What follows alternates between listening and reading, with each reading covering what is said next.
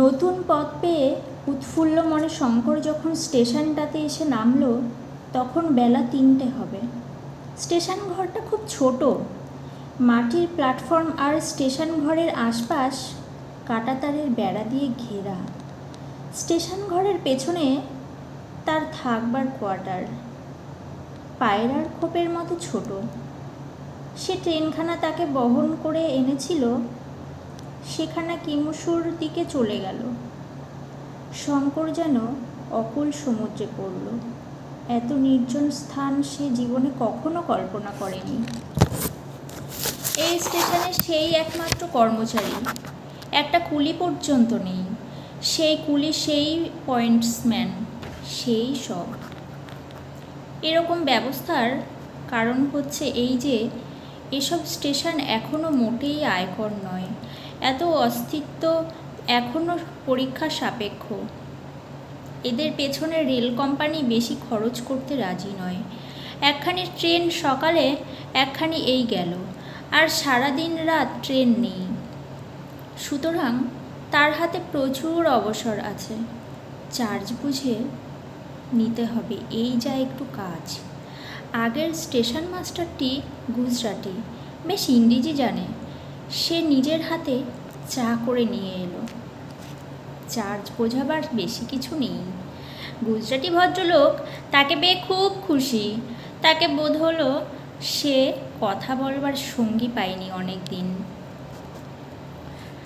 দুজনে প্ল্যাটফর্মে এদিক ওদিক পায়চারি করলে। শঙ্কর বললে, কাঁটাতারের বেড়া দিয়ে ঘেরা কেন? গুজরাটি ভদ্রলোকটি বললেন, ও কিছু নয়, নির্জন জায়গা তো তাই। শঙ্করের মনে হলো কি একটা কথা লোকটা গোপন করে গেল।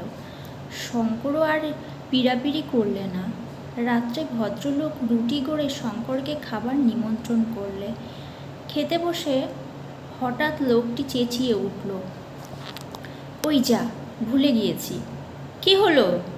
খাবার জল নেই মোটে, ট্রেন থেকে নিতে একদম ভুলে গিয়েছি। সে কি, এখানে খাবার জল কোথাও পাওয়া যায় না? কোথাও না?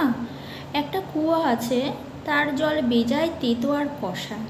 সে জলে বাসন মাজা ছাড়া আর কোনো কাজ হয় না। খাবার জল ট্রেন থেকে দিয়ে যায়। বেশ জায়গা বটে।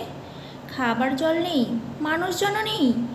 এখানে স্টেশন করেছে কেন শঙ্কর বুঝতে পারলে না। পরদিন সকালে ভূতপূর্ব স্টেশন মাস্টার চলে গেল। শঙ্কর পড়ল একা।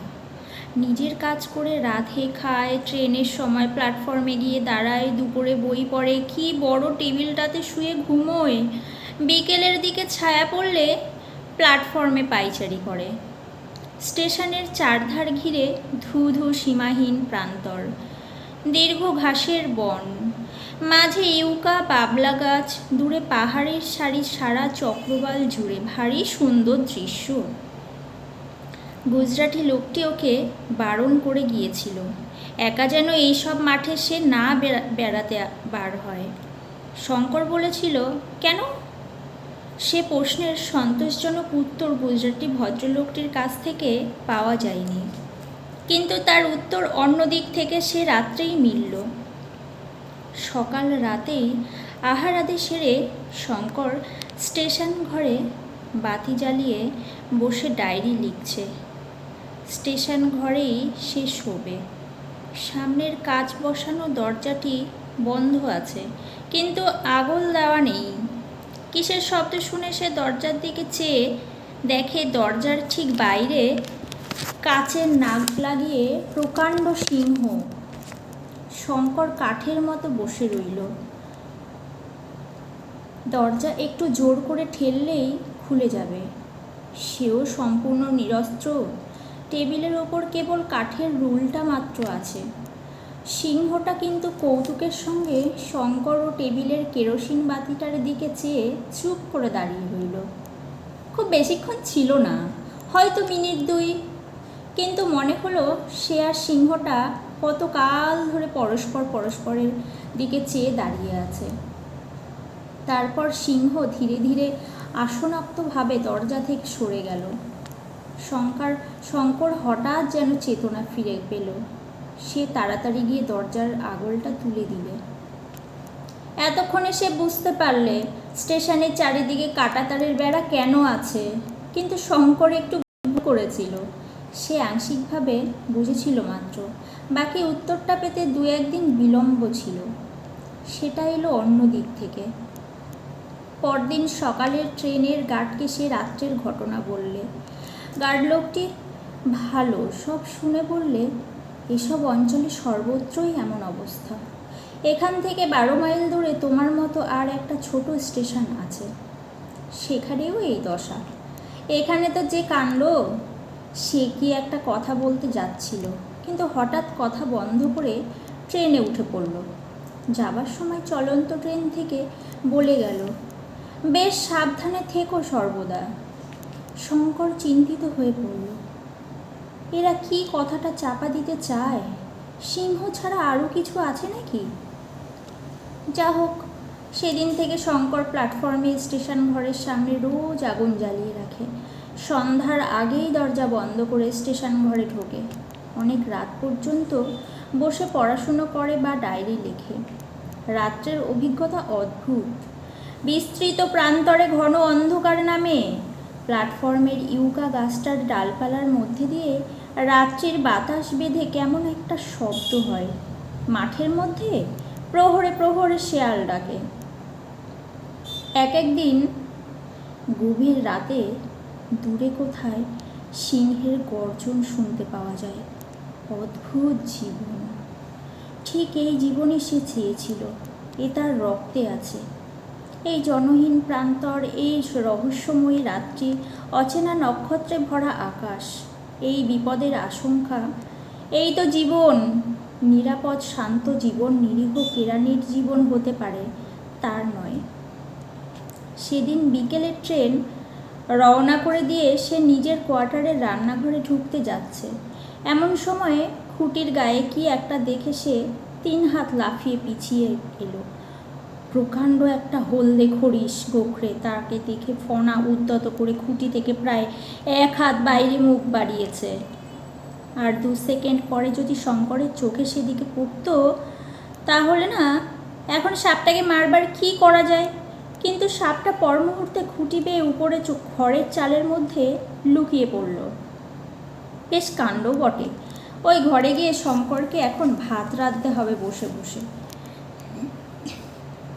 এ সিংহ নয় যে দরজা বন্ধ করে আগুন জ্বেলে রাখবে। খানিকটা ইতস্তত করে শঙ্কর অগত্যা রান্নাঘরে ঢুকলো এবং কোনো রকমে তাড়াতাড়ি রান্না সেরে সন্ধ্যা হবার আগেই খাওয়া দাওয়া সাঙ্গ করে সেখান থেকে বেরিয়ে স্টেশন ঘরে এলো। কিন্তু স্টেশন ঘরেই বা বিশ্বাস কি? সাপ কখন কোন ফাঁক দিয়ে ঘরে ঢুকবে তাকে কি আর ঠেকিয়ে রাখা যাবে? পরদিন সকালে ট্রেনে গার্ডের গাড়ি থেকে একটা নতুন কুলি তার রসদের বস্তা নামিয়ে দিতে এলো। সপ্তাহে 2 দিন মোম্বাসা থেকে চাল আর আলু রেল কোম্পানি এই সব নির্জন স্টেশনের কর্মচারীদের পাঠিয়ে দেয়। মাসিক বেতন থেকে এর দাম কেটে নেওয়া হয়। যে কুলিটা রসদের বস্তা নামিয়ে দিতে এলো সে ভারতীয়, গুজরাট অঞ্চলে বাড়ি। বস্তাটা নামিয়ে সে কেমন যেন অদ্ভুতভাবে চাইল শঙ্করের দিকে, এবং পাছে শঙ্কর তাকে কিছু জিজ্ঞেস করে এই ভয়েই যেন তাড়াতাড়ি গাড়িতে উঠে পড়ল। কুলির সে দৃষ্টি শঙ্করকে চোখ এড়ায়নি। কি রহস্য জড়িত আছে যেন এই জায়গাটার সঙ্গে। কেউ তা ওর কাছে প্রকাশ করতে চায় না। প্রকাশ করা যেন বারণ আছে। ব্যাপার কি? দিন 2 পরে স্টেশন পাশ করে সে নিজের কোয়ার্টারে ঢুকতে যাচ্ছে। আর একটু হলে সাপের ঘাড়ে পা দিয়ে দিচ্ছিল আর কি। সেই খড়িশ গোখরো সাপ, পূর্বদৃষ্ট সাপটাও হতে পারে। নতুন একটা যে নয় তার কোনো প্রমাণ নেই। শঙ্কর সেই দিন স্টেশন ঘর, নিজের কোয়ার্টার ও চারধারের জমি ভালো করে পরীক্ষা করে দেখলে। সারা জায়গা মাটিতে বড় বড় গর্ত। কোয়ার্টারের উঠোনে, রান্নাঘরের দেয়ালে, কাঁচা প্ল্যাটফর্মের মাঝে মাঝে সর্বত্র গর্ত ও ফাটল আর ইঁদুরের মাটি। তবুও সে কিছু বুঝতে পারলে না। একদিন সে স্টেশন ঘরে ঘুমিয়ে আছে রাত অনেক। ঘর অন্ধকার। হঠাৎ শঙ্করের ঘুম ভেঙে গেল। 5টা ইন্দ্রিয়ের বাইরের আর একটা কোনো ইন্দ্রিয় যেন মুহূর্তের জন্য জাগরিত হয়ে ওঠে, জানিয়ে দিলে যে সে ভয়ানক বিপদে পড়বে। ঘোর অন্ধকার, শঙ্করের সমস্ত শরীর যেন শিউরে উঠল। টর্চটা হাতড়ে পাওয়া যায় না কেন?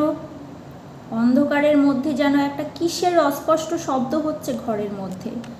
হঠাৎ টর্চটা তার হাতে ঠেকল এবং কলের পুতুলের মতো সে সামনের দিকে ঘুড়িটা টর্চটা জ্বাললে। সঙ্গে সঙ্গেই সে ভয়ে বিস্ময়ে কাঠ হয়ে টর্চটা ধরে বিছানার উপরেই বসে রইল। দেয়ালও তার বিছানার মাঝামাঝি জায়গায়।